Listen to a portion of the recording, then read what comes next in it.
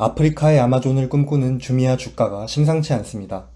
최근 6개월 동안 251% 오르며 좋은 모습을 보이고 있고 4월 초 가격과 비교하면 무려 5배 이상 올랐습니다. 대체 왜 그럴까요?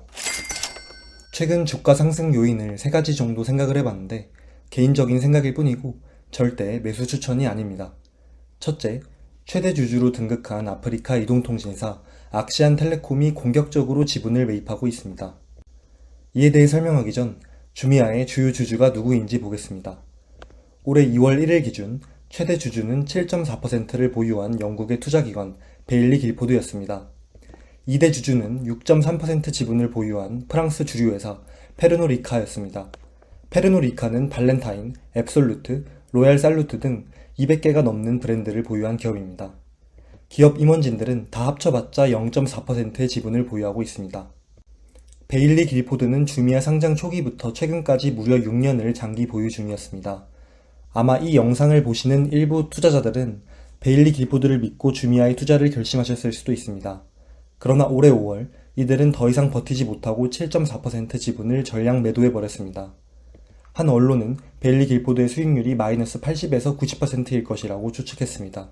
그러나 주미아 최대 주주 자리는 금방 대체되었습니다. 주인공은 악시안텔레콤이었습니다. 악시안텔레콤은 4천만 명 이상의 고객을 가진 아프리카 6위 규모 이동통신사입니다. 더 자세한 설명은 이전 영상을 참고해주시면 감사하겠습니다.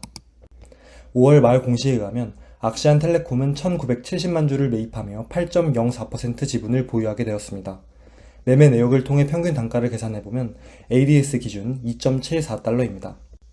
그 이후에도 악시안텔레콤은 여러 차례 주미아 지분을 추가 매입했습니다. 6월 중순에 약 270만 주를 추가 매입해 지분율을 9.18%로 올렸습니다. 평균 단가는 ADS 기준 2.82달러로 소폭 올랐습니다.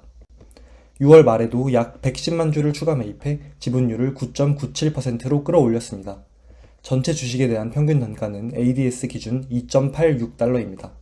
정리해보면 악시안텔레콤은 올해 4월부터 3달간 주미아 지분을 공격적으로 늘려왔고 한때 인수합병 가능성까지 나왔습니다. 이에 대해 주미아 CEO 프란시스 듀파이는 직접적인 답변을 회피했고 세네갈에서 악시안텔레콤과의 전략적인 파트너십을 협의 중이라고 대답했습니다. 각각 모바일 통신 사업과 이커머스 사업을 하기 때문에 시너지는 좋을 것이라고 생각합니다. 예를 들면 악시안텔레콤 회원들에게 주미아 할인 쿠폰을 지급하거나 주미아 회원들에게 악시안텔레콤 데이터 쿠폰을 지급할 수도 있겠죠. 우리나라로 치면 SK텔레콤이 쿠팡 지분을 인수하며 파트너십을 진행한다고 보면 될 것 같습니다. 지분을 매입할 거면 딱 떨어지게 10%를 사지 왜 굳이 9.97%를 샀을까요? 미국 증권거래위원회는 상장사의 임원, 이사, 그리고 발행 주식 10% 이상 보유 주주를 내부자라고 정의합니다. 내부자로 분류되면 몇 가지 제약을 받게 됩니다. 보유 주식의 변동이 생길 때마다 거의 실시간으로 시장에 공개해야 하고 6개월 내 매수와 매도를 반복해 얻은 단기 매매 차익은 모두 회사에 반환해야 합니다. 즉, 악시안텔레콤이 지분율을 9.97%에서 멈춘 건 다분히 의도적인 선택이라고 보입니다. 두 번째 주가 상승 요인은 상향 조정된 2025년 가이던스와 그에 따른 2027년 흑자 전환 기대감입니다. 주미아는 2019년 상장 이후 단 한 번도 흑자를 낸 적이 없습니다. 규모의 경제를 위해 2021년까지 아프리카 14개국에 진출해 음식 배달, 결제, 물류 등 다양한 사업을 확장해 나갔습니다. 그러나 2022년 해당 사업 모델의 한계를 느꼈고 2023년 현재 CEO 듀파이가 부임했습니다. 듀파이는 돈을 벌지 못하는 5개국에서 철수를 결정했고 음식 배달 서비스를 중단하고 비용 지출을 감소하는 등 회사의 흑자 전환을 제1 목표로 삼았습니다. 그 결과 매출의 눈에 띄는 성장은 아직 관찰되지 않지만 영업 손실은 확연히 줄어들었습니다. 올해 2분기 어닝콜에서 주미아는 2025년 가이던스를 상향 조정했으며 2026년 4분기에 세전 손익 분기점을 달성해 2027년 연간 흑자를 기록하겠다고 다짐했습니다. 사업 구조와 시장의 차이가 있지만 동남아시아에서 이커머스 사업을 하는 C리미티드와 비슷한 주가 흐름을 보여줄지 기대가 됩니다. 욕심일 수도 있겠지만 남아메리카의 메르카도 리브레 차트도 보여드리겠습니다.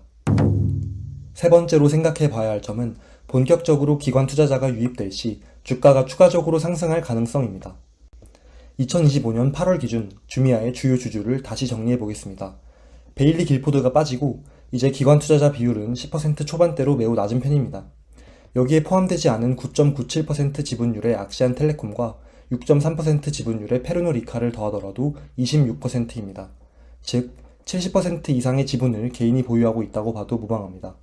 만약 주미아가 정말 가이던스대로 성장해준다면 기관 자금의 유입과 함께 주가가 레벨업할 수 있다고 생각합니다.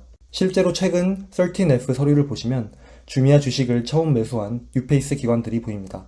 일례로 펀드 1 인베스트먼트는 주미아 주식 169만 주와 콜옵션 160만 주를 새로 매수했습니다. 마지막으로 앞으로 주미아에 대해 지켜봐야 할 점을 기술해 보았습니다. 첫째, 악시안텔레콤과 어떤 파트너십을 하게 될지 지켜봐야 합니다.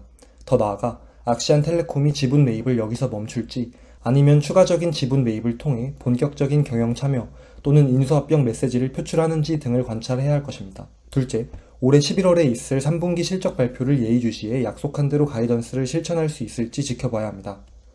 셋째, 올해 11월에 있을 3분기 13F 파일링을 통해 새로운 기관 투자자 유입 여부를 지켜봐야 할 것입니다. 이상 영상을 마치겠습니다. 도움이 되셨다면 구독, 좋아요, 댓글 꼭 부탁드립니다. 큰 힘이 됩니다. 감사합니다.